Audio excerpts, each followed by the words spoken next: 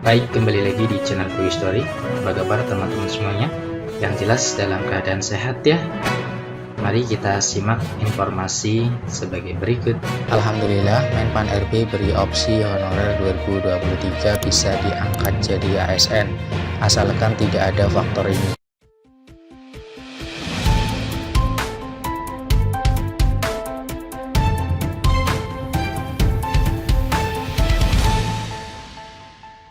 Baik, kembali lagi di channel TV Story. Pada kesempatan kali ini kita akan memberikan informasi informasi terbaru seputar tenaga honorer. Informasi ini kami kutip dari laman website klikpendidikan.com. Informasinya yaitu, Alhamdulillah, Menpan RB beri opsi honorer 2023 bisa diangkat jadi ASN, asalkan tidak ada faktor ini. Simak informasinya baik-baik. Klik pendidikan, apakah tenaga honorer pada tahun 2023 ini bisa mempunyai kesempatan untuk diangkat jadi ASN tetap? Temukan penjelasannya di sini.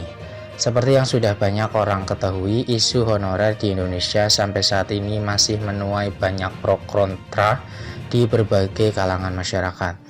Maka dari itu, pemerintah melalui Kementerian Pendayagunaan Aparatur Negara dan Reformasi Birokrasi sedang bekerja keras agar persoalan honorer ini segera bisa diatasi. Topik tenaga honorer sendiri makin memanas semenjak informasi penghapusan total status honorer di seluruh wilayah Indonesia digaungkan pemerintah. Namun pada awal tahun 2023, kabar positif terkait tenaga honorer tiba-tiba muncul. Bak angin segar untuk para honorer di Nusantara, Presiden Joko Widodo ternyata menghimbau kementerian agar masalah tenaga honorer bisa diselesaikan tanpa harus membuat banyak pihak dirugikan. Setelah pernyataan positif dari pihak istana tersebut, Menpan RB Abdullah Azwar Anas juga ikut angkat suara untuk kasus ini. Menurut Menpan RB, kini pemerintah sedang berpikir dan berusaha keras agar penghapusan total tenaga honorer tidak terjadi. Jadi sekarang sedang dimatangkan, ada opsi-opsi yang jelas pemerintah berusaha agar tidak ada pemberhentian, ujar Azwar sebagaimana dikutip dari menpan.co.id. Lebih lanjut, Azwar Anas juga menyatakan bahwa kebijakan yang akan ia ambil sebisa mungkin agar tidak juga merugikan negara.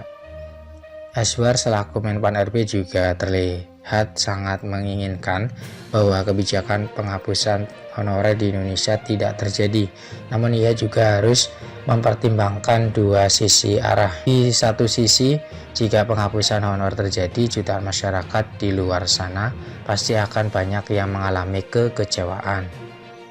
Namun di sisi lain, ia juga tak ingin negara menanggung beban fiskal yang timbul akibat dana yang digelontorkan untuk bisa memberi penghasilan kepada tenaga non-ASN yang cukup signifikan. Yang jelas, pemerintah berusaha agar tidak ada pemberhentian, tapi di sisi lain juga tidak menimbulkan tambahan beban fiskal yang signifikan dan tetap sesuai regulasi, ungkap Azwar. Azwar Anas kemungkinan besar tidak akan memberikan kebijakan penghapusan honorer jika faktor beban fiskal yang disebabkan oleh anggaran yang diperuntukkan untuk tenaga honorer tersebut muncul dan bisa membebani negara.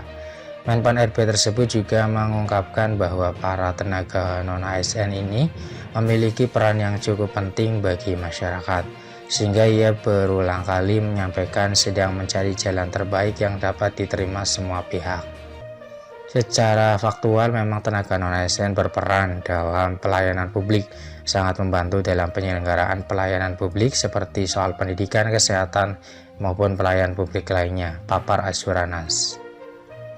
Selain menyoroti penataan tenaga honorer yang ada, Menpan RB juga menekankan betapa pentingnya distribusi ASN secara rata ke seluruh pelosok daerah di Nusantara, baik sektor PNS ataupun P3K.